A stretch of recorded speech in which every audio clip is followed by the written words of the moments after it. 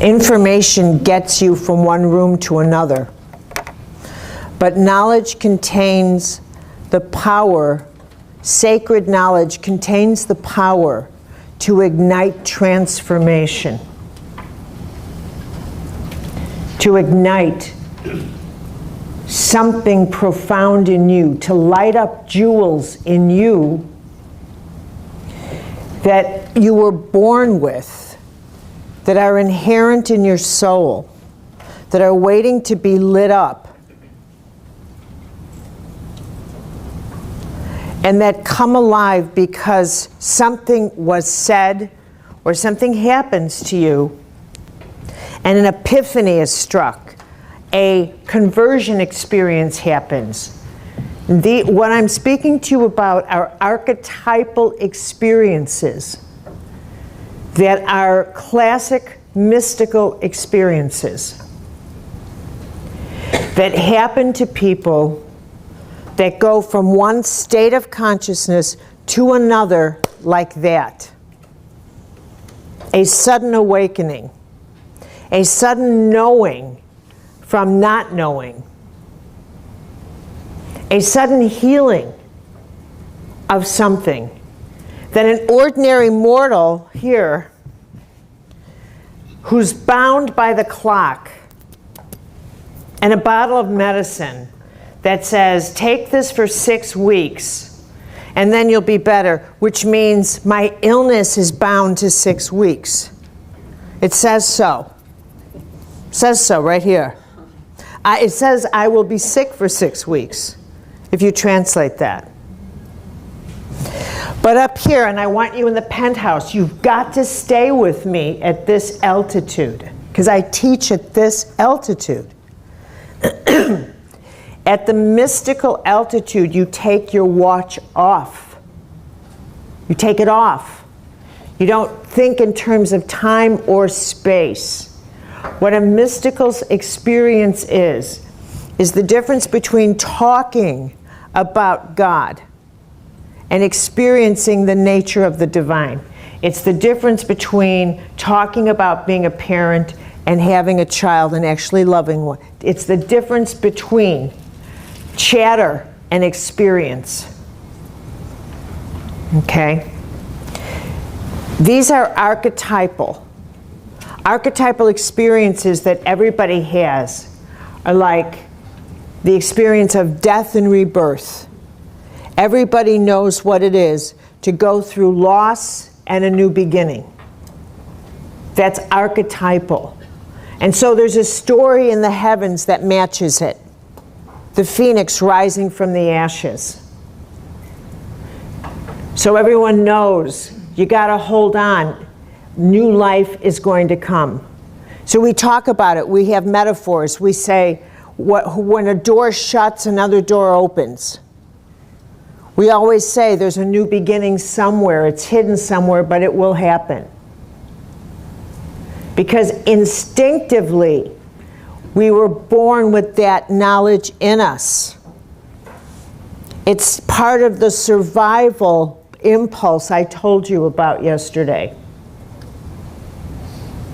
This is archetypal in us. We simply know it. We just know it. It doesn't make sense to our system that if a door closes, there's no way out. When you start thinking there's no way out, you begin to disintegrate. Because it doesn't make sense. It's against the laws of life. It doesn't make sense to have no way out. And if you start thinking that way, you put yourself in a state of consciousness that the Buddhists identify as hell. The Buddhists would say you have now put yourself in their definition of hell, believing that there's no way out. They call that the first level of hell. Believing I have no way out. Because there's always a way out. There is always a way out. There's no such thing as not a way out. It is impossible not to have a way out. The nature of life itself produces a way out. This is something you have to just understand when you understand the archetypal nature of life. You may not like the way out. That's a different issue. But that's the way out that's given. But there's always a way out. You may not like that the way out requires you to speak truth, to come clean, to move on, or it requires an illness, or it requires bankruptcy, or it requires whatever it requires. But it's the way out. And you have to take it. The other thing that's archetypal, and this is why you have to understand the archetypes. If you understand the archetypes, you know that the way out is temporary. It's the passage. The way out is the shortest part of the passage. The shortest part. That it's the boat across the river. It is not the other side. It's the boat you have to get on to get to the other side.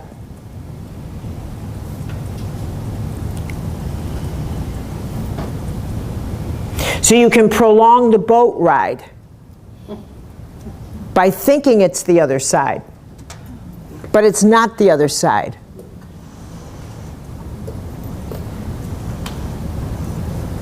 You can think that when you're on the boat, oh my God, this is it. But it's not. It's simply the boat to the other side. But if you declare it to be the other side, you've turned it into your ocean liner. And that's when you start sailing in circles. Okay. So you can be, and what happens is people get stuck on their boats and they think they're ocean liners. And I think that that's a very common experience, yes? Are any of you on your boats? How many of you are on a boat?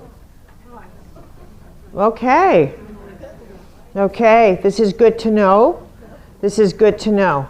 Because that when you are on a boat, you oftentimes feel like you don't know how to get off. You don't know what decisions to make. This too is archetypal. And here's the thing that's so good about this, is that if you know the archetype, you know what's coming. That's what's so good about this. So you know inevitably there's a shore. You know inevitably what the cycle is. You know inevitably what you're going to feel. That because you're on water, it's going to be emotional. It's going to be an emotional ride because you're on water. It's going to be a very emotional ride. You are not on land. You're on water. It's going to be very emotional. You're going to have a lot of storms. And you're going to have a lot of time at sea. You're going to go through fogs. And you're not going to know where you're going. You're going to shoot up rescue flares.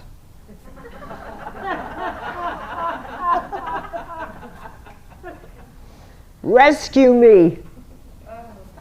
Rescue me. Those are prayers. Rescue prayers. Rescue flares. Okay? All of which are heard.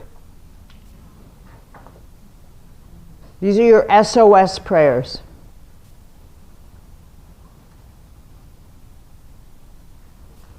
And what you are waiting for is you keep looking, and this is what inevitably happens, and this is classic to this archetype. You keep looking at the shore you left.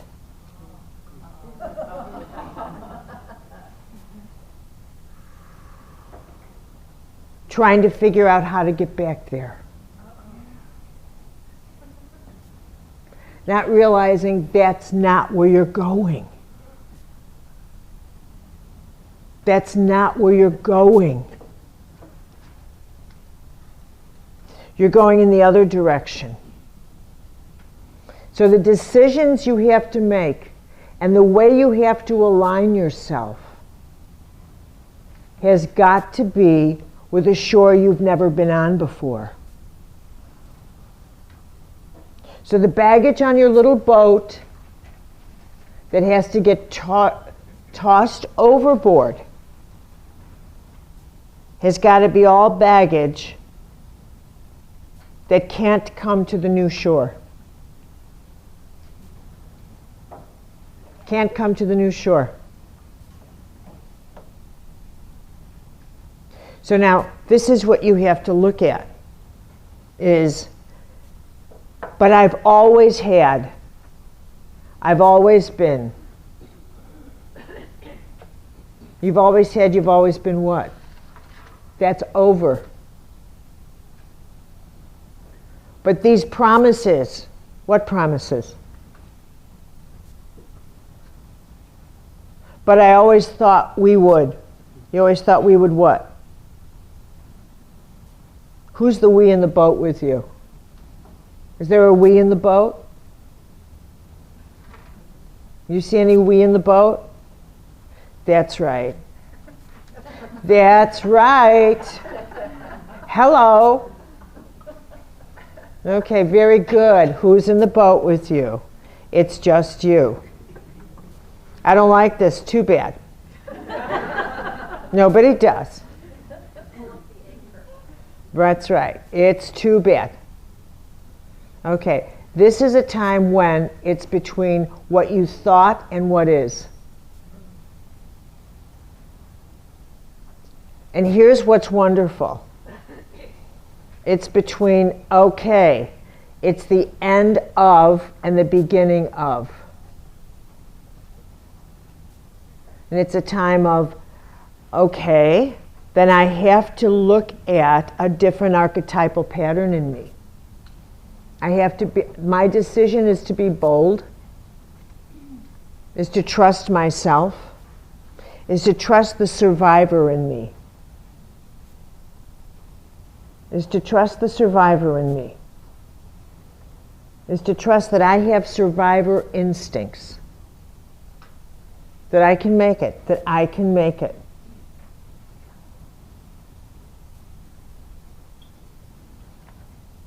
That I can make decisions like I have not made before. That I can make whatever decisions are necessary for me to survive. That I will be all right, and that I can make it. I may not want to make decisions on my own, but I have to. What is required for me to homestead on the other side in a new life? What is required to get off on the next shore? I'm going to have rocky legs, and I may not know what I'm doing, but it's going to be one day at a time, and I'm going to be able to do this. And I have to tell myself every day that everybody else who gets off on that shore is as weak-legged as I am. Nobody gets off that shore with strong legs. Absolutely nobody. That's a shore for novices. And everybody who gets off on that shore has weak legs and is starting anew.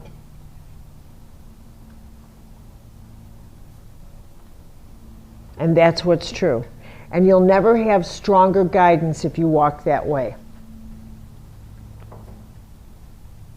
And the way through it is that you get through and you say, I can do this. Part of my old life was taken, part of my new life begins. So long as you're alive, you have guidance and purpose. Guidance and purpose. And what is required is that you detach from thinking that your old life is coming back. It's not. And that something about your old life is owed to you. Your old life will never come back or owes you anything. Holding on to, you can't live on two shores simultaneously. And that's what will keep you in the fog. That's what keeps you on your boat. Because the boat can't be on two shores.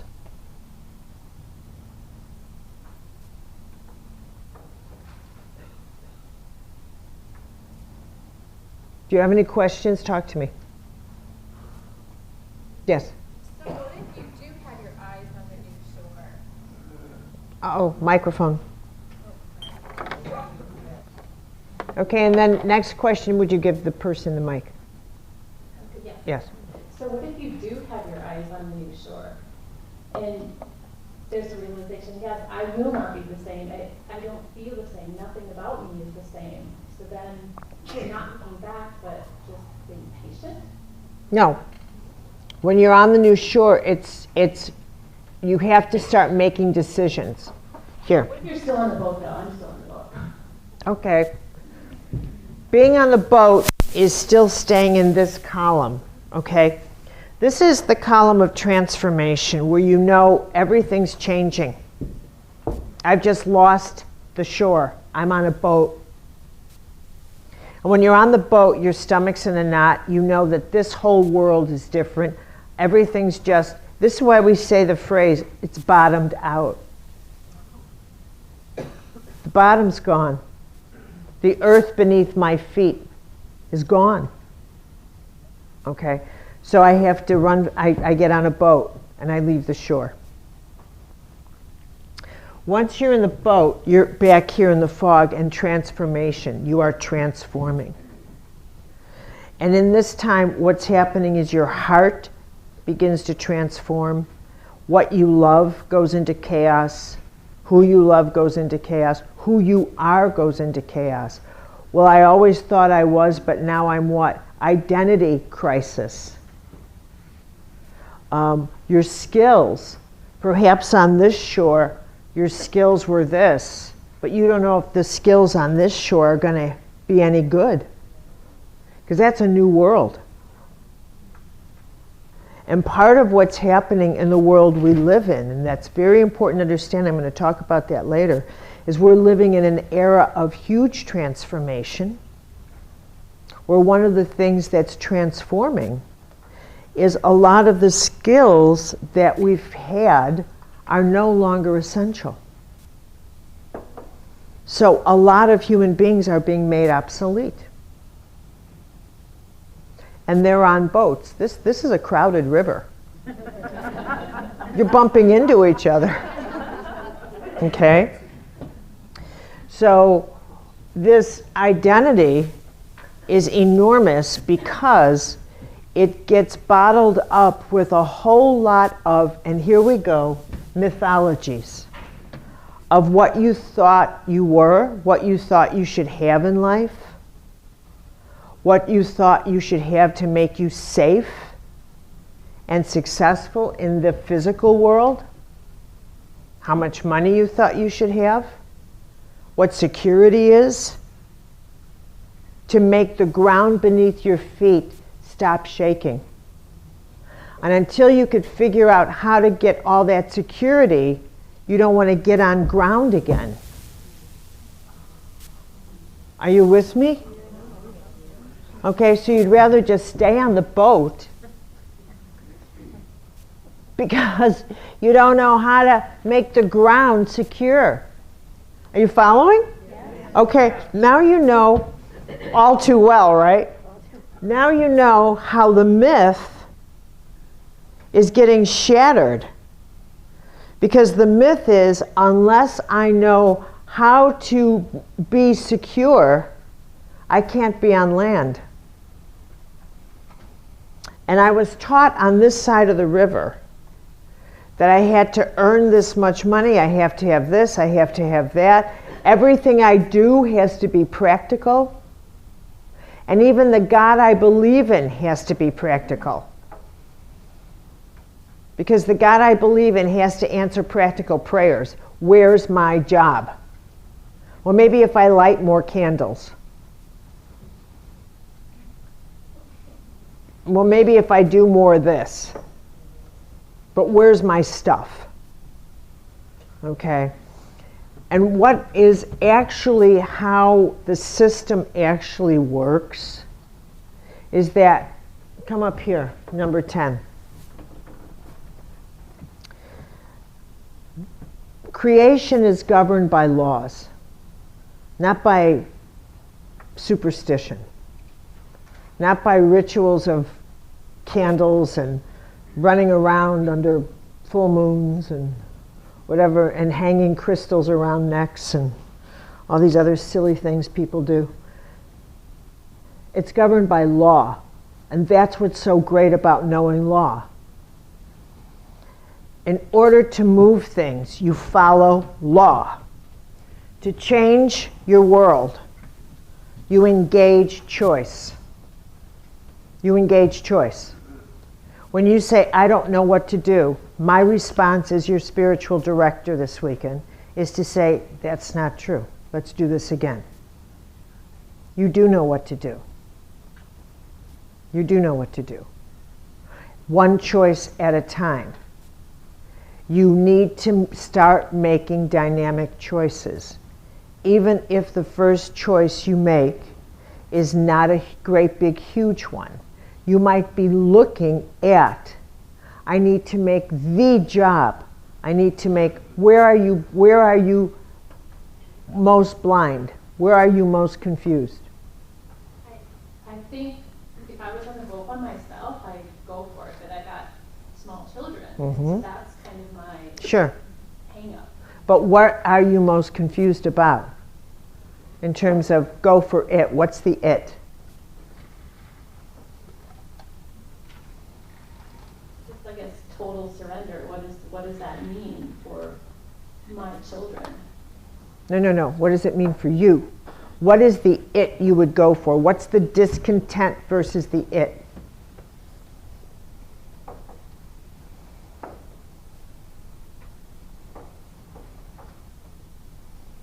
Leave your children out of it. Leave your children out of it.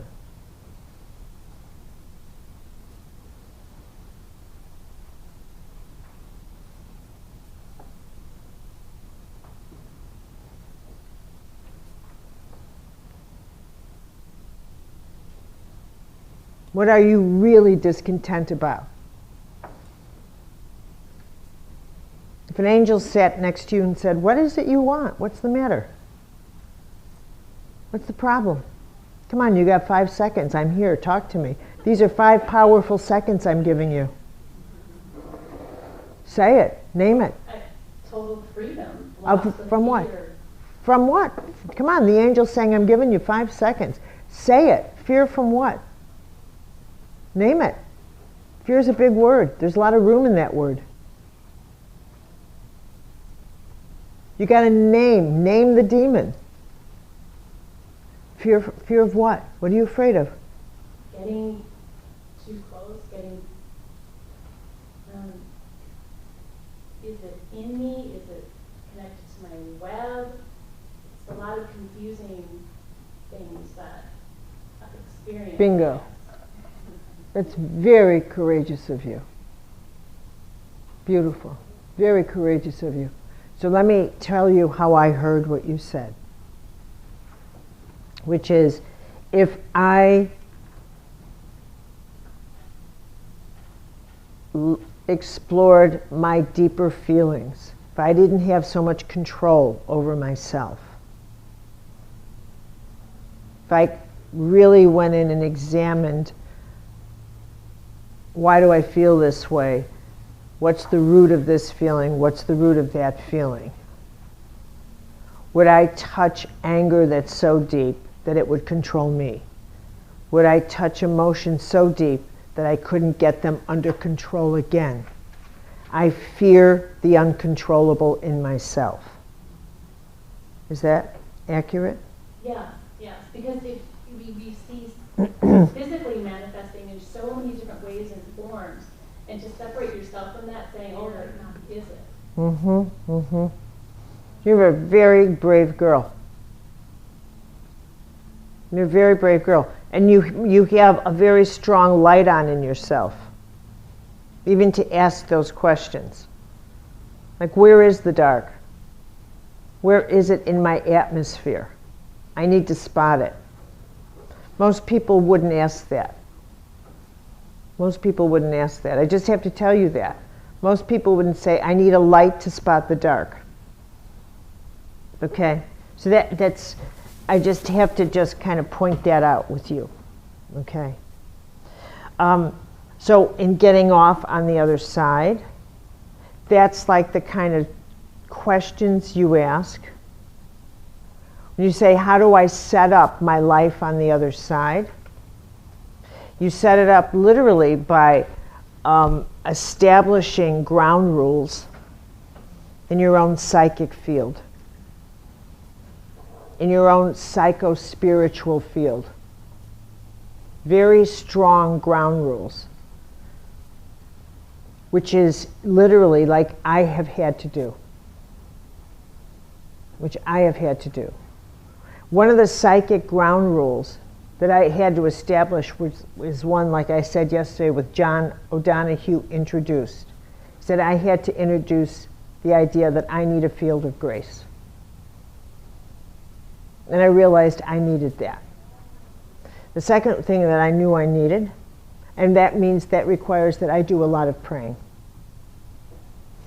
Not because I am a kind of a Catholic, but because I need it, because of the laws, the way the laws are. Because I know how grace operates, and I know how the law is, and I know light and dark find each other. They just find each other. And I need a psychic field, and I know how psychic fields work. Number two, I can't have a lot of people touch me. I know how they project. They don't mean to, but they do. And I know that I channel. And I can't channel everything people are thinking. I don't want to, but I will. I know God gave me a personality that bites, and it's a protection. It's a protection. And so I refine it. But it's true. So the way you set up is that you make really clear decisions on how to refine your inner life. You're not foolish about it. You think, if I'm going to have a rich inner life, then learn the rules to have a rich inner life. Don't be afraid of it. Work with it. Don't let it scare you. Let it make you strong. Do the right thing. Especially now. You got it? And the last thing you should do is be afraid for your kids. Take them with you. But I thought I was alone in the boat.